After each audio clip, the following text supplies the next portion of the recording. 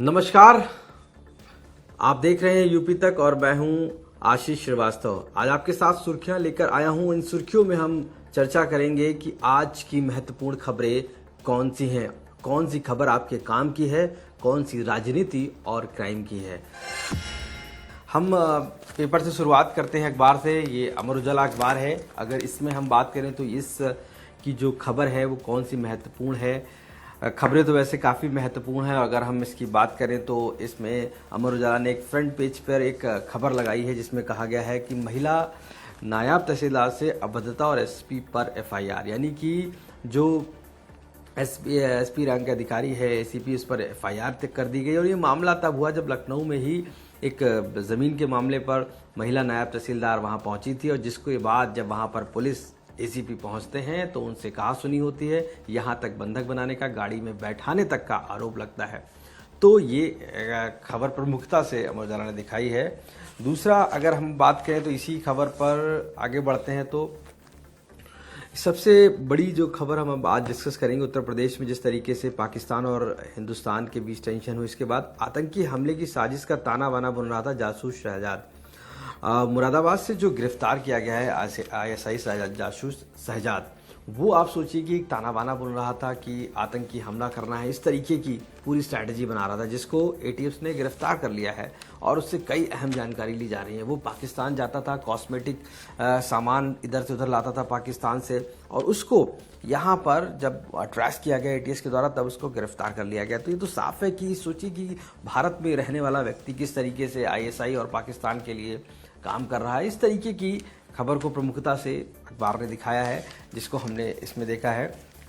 और एक मैं आपको खबर बताता हूं जो अमर उजाला ने ही दी है, वो संभल से है। जामा मस्जिद में जिस तरीके से वहां की जो प्रकरण चल रहा है, वहां के बारे में कहा है कि अतीत में मंदिर होने के कई प्रमाण मिले हैं। 3 जुलाई को खुलेगी सर्वे और रिपोर्ट, कोर्ट कमिश्नर ने ये कहा है। यानी कि जो जामा मस्जिद का कोर्ट कमिश्नर ने किया था जामा मस्जिद का सर्वे, और उस सर्वे की जो 3 तारीख को अब रिपोर्ट खुलेगी, उसमें ये कहा गया था कि अतीत में कई मंदिर होने के प्रमाण मिले हैं। तो ये तो साफ है कि जिस तरीके से संभल में इस पूरे मंदिर और मस्जिद को लेकर जो बातें चल रही हैं, उसको लेकर ये रिपोर्ट काफ़ी अहम है, उसको प्रमुखता से जगह दी है अमर उजाला ने।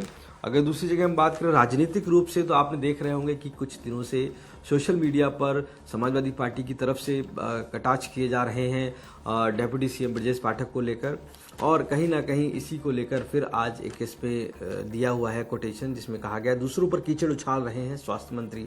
यानी ब्रजेश पाठक के लिए कहा है अखिलेश यादव ने, प्रदेश की स्वास्थ्य व्यवस्था चौपट हो गई है, गरीबों को इलाज नहीं मिल रहा है और दूसरों पर कीचड़ उछालने का काम कर रहे हैं। इस तरीके से अखिलेश यादव ने, समाजवादी पार्टी के चीफ ने कहा है। और इस पूरी घटना को आपने पहले भी देखा होगा कि किस तरीके से जो ब्रजेश पाठक हैं डेप्यूटी सीएम, उनको कहा गया कि क्यों वो जब वो बार बार नाम लेते हैं, डीएनए की बात करते हैं, और डीएनए की जब बात करते हैं तो उसमें समाजवादी पार्टी की तरफ से जो उनका सोशल मीडिया हैंडल है उसकी तरफ से ये दावा किया गया और कई अभद्र टिप्पणी की गई। तो इस बारे में भी चर्चा की गई और इस बारे में भी ये खबर काफ़ी उत्तर प्रदेश की सनसनी बनी हुई है 2-3 दिनों से, और आज भी इस पे निकल रहे हैं। हम और आगे इसमें अगर बात करेंगे तो हम दूसरा आइए चलते हैं दूसरी खबर पर, जहां आपको हम दिखाते हैं कि जो जागरण है आखिर वो क्या अखबार में आज की जो खबर है वो कितनी महत्वपूर्ण है और कौन सी खबर महत्वपूर्ण है।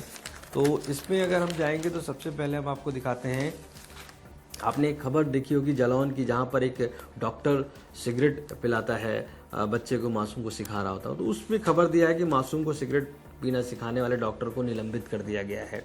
यानी कि जो सीएससी परिसर में बच्चे को सिगरेट पिलाते हुए डॉक्टर था जालौन का, वहाँ पर उसको पूरी तरीके से निलंबित कर दिया गया है। और ये क्योंकि सोशल मीडिया पर वीडियो आया था जिसको लेकर काफ़ी ज़्यादा लोगों ने आलोचना की थी, और ऐसे में ये सभी वही एक दूसरी खबर जिसके बारे में मैं चर्चा कर रहा था, डीएनए के सवाल पर इतने डरे सहमे क्यों अखिलेश।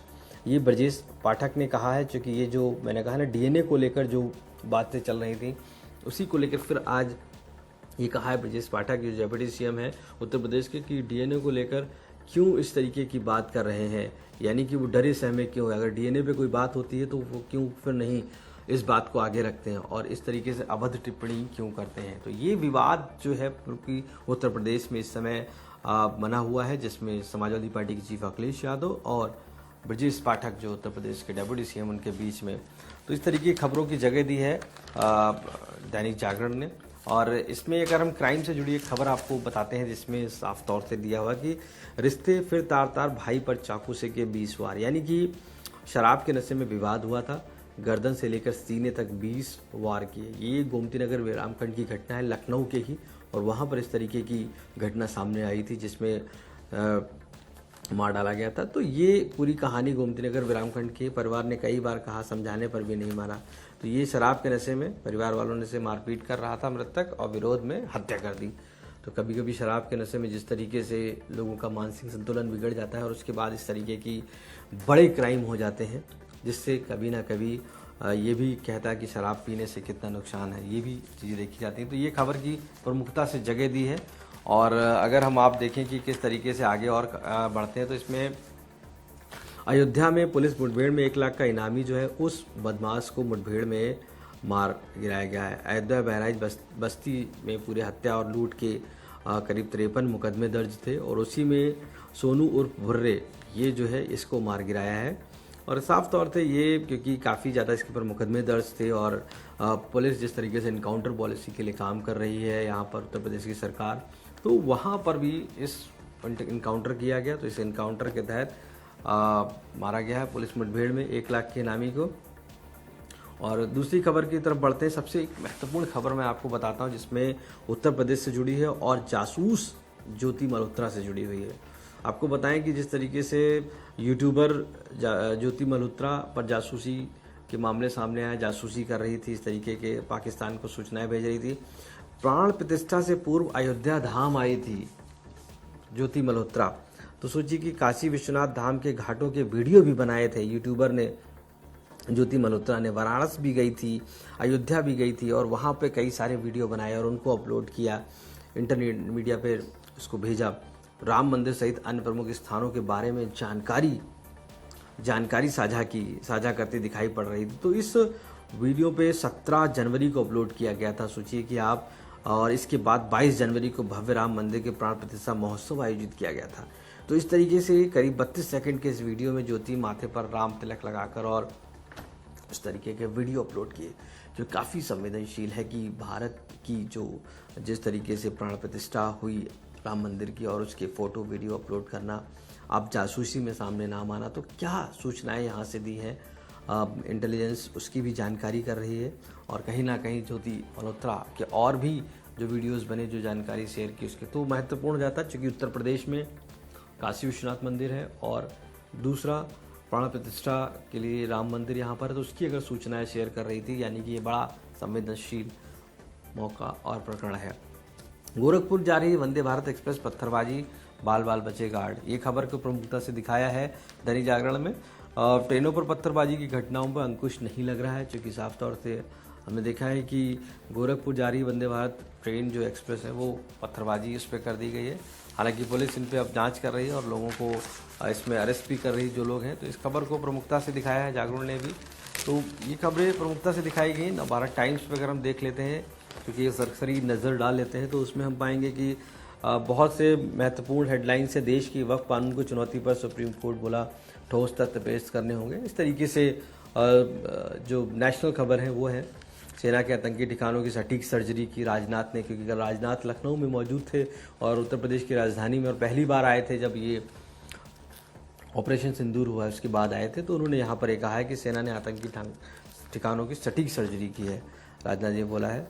और अब अगर हम इसमें भी थोड़ा सा ले लेते हैं तो बिजली की सप्लाई उत्तर प्रदेश का एक मुद्दा बना हुआ है, जिसमें निजीकरण को लेकर काफ़ी ज़्यादा सवाल खड़े हो रहे हैं कि निजीकरण जो हो रहा है उसको लेकर कर्मचारी यहाँ के प्रदर्शन कर रहे हैं। और ऐसे में बिजली सप्लाई और हड़ताल को लेकर ये सभी चीज़ें दी जा रही हैं। मानना है कि 10 कार्यदायी संस्थाओं के जरिए प्रदेश में तैनात है संविदा कर्मी और 2000 के करीब संविदा कर्मी लाइनमैन लखनऊ में है। तो इन सभी को कहीं ना कहीं जो पहले हटाए गए हैं उनको रखने की बात की जा रही है और निजीकरण के विरोध में लगातार प्रदर्शन चल रहा है। और अब अल्टीमेटम दिया गया कि आने वाले तारीख को हम एक बड़ा प्रदर्शन करेंगे। तो ये एक खबर जो है महत्वपूर्ण हो जाती है उत्तर प्रदेश के लिहाज से। सबसे बड़ी बात बर्ड फ्लू के बचाव के लिए इस समय, क्योंकि बर्ड फ्लू इस समय पूरी तरीके से चल रहा है।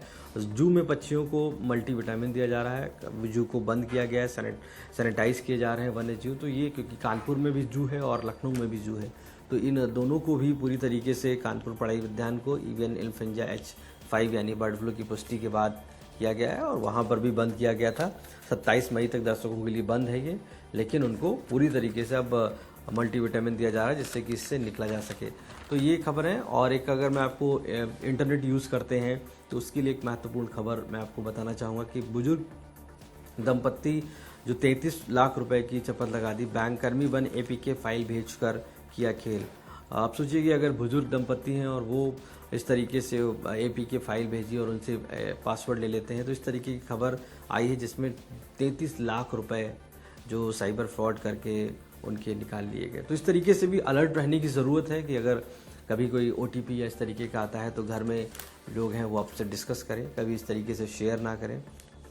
तो ये खबरें जो महत्वपूर्ण आज की थी, विराट के फैन का जोश डबल लखनऊ में, स्पोर्ट्स की खबर है मैं आपको बताऊंगे। RCB अब 2 मैच 23 को SRH और 27 को LSG के खिलाफ दिखेगा क्रेज। पहले एक जो मैच था बेंगलुरु से वो कैंसिल हो गया था बारिश की वजह से, लेकिन अब वो लखनऊ में खेला जाएगा। तो ये लखनऊ के लिए अच्छी बात है और उन क्रिकेट प्रेमियों के लिए भी, क्योंकि पहले जो एक मैच होना था अब आखिरी IPL का, लेकिन अब 2 मैच होंगे। तो ये काफ़ी जो खबर है अच्छी। मैं आपको एक आखिरी ले लूँगा द इंडियन एक्सप्रेस से खबर, जहाँ पर Asoka professor sent to judicial study till May 27, Supreme Court to hear petition today। जो अशोका यूनिवर्सिटी के प्रोफेसर हैं जिन्होंने कमेंट किया था, जिन्होंने चाहे वो ऑपरेशन सिंदूर हो उसको लेकर, उसके बाद सस्पेंड कर दिया गया था, तो सुप्रीम कोर्ट में ये पूरा मामला गया, जिसके बाद पिटीशन है, आज उसमें सुनवाई होगी।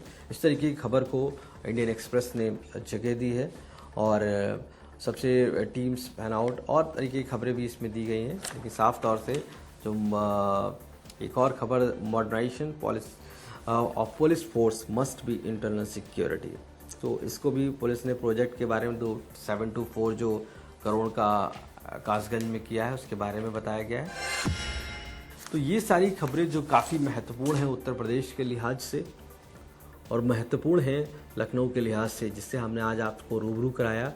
और ये खबरें फिर चाहे वो क्राइम से जुड़ी हों, राजनीति से या अन्य मुद्दों से, आप यूपी तक भी इस तरीके की खबरों को सुर्खियों के माध्यम से रोज़ाना देखते रहिए और सुनते रहिए। अब मुझे इजाज़त दीजिए और आप देखते रहिए यूपी तक।